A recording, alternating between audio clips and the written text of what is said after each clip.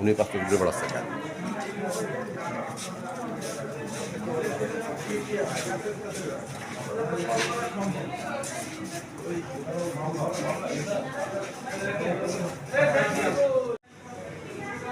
এই মাথা সামনে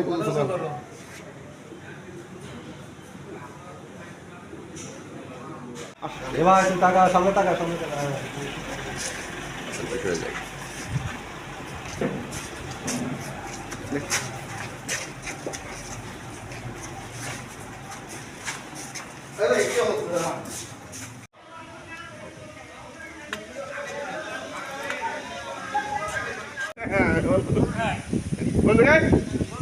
অত্র যে মামলা রুজু হয়েছিল, যে মামলা রুজু প্রেক্ষিতে এজাহার 4 নম্বর আসামি আকাশ, তাকে আমরা যশোর জেলার নারকেলবাড়ি এলাকা থেকে গ্রেপ্তার করতে সক্ষম হয়েছি।